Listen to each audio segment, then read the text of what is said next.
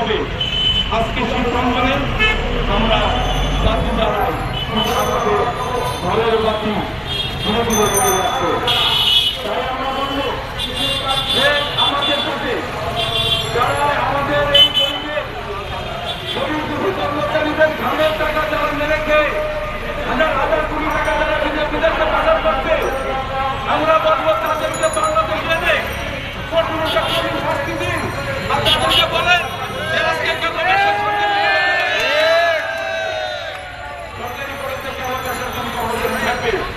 সরকারি প্রতিষ্ঠান নীতিমালা সরকারি সবকিছু সরকারি, আমরা কর্মচারীরা করতে কেন ভাই? কেন আমরা বেসরকারি? সব নীতিমালা সরকারি নীতিমালা অনুযায়ী তো আমরা সরকার করতে, আমরা তো কোনো বিরক্তি নাই। আমাদের কেন সন্তানের পড়াশোনা বন্ধ হয়ে যাবে? আজকে কিন্তু ভাত আমরা খেতে পারি না।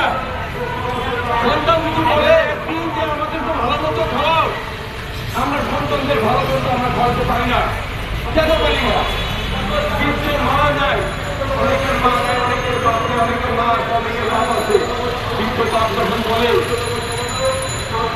চাহিদা করে যে বাবা একটা জিনিস চাবো কি চাবো না ভালো লাগে, তোমার নিজেরও সংসার আছে।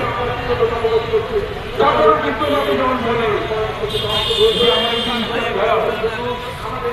তখন আমরা সন্তান হয়ে বাপের দিকে চেয়েছে শুধু চুকের বাড়ি ভাড়ায়।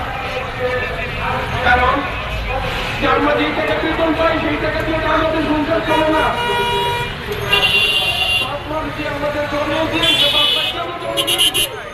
কিন্তু কালে তুমি বাপ্পা জানি আমাদের দ্বারা জানি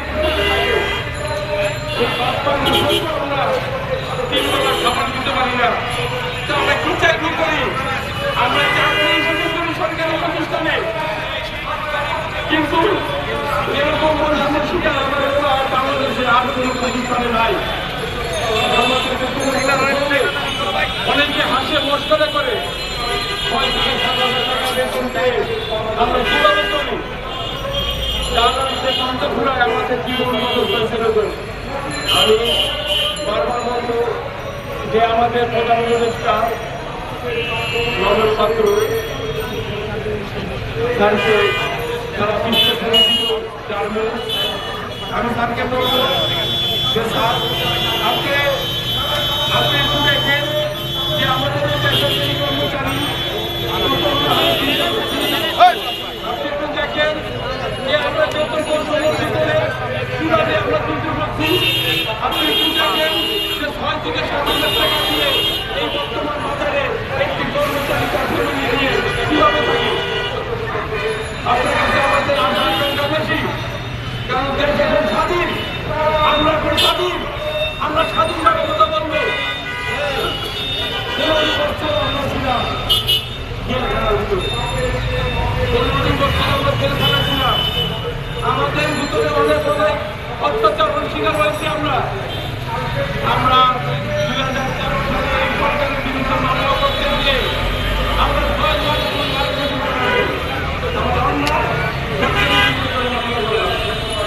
আমার বড় অন্যায় ছিল, এজন্য সরকারের বিরুদ্ধে মামলা করলাম।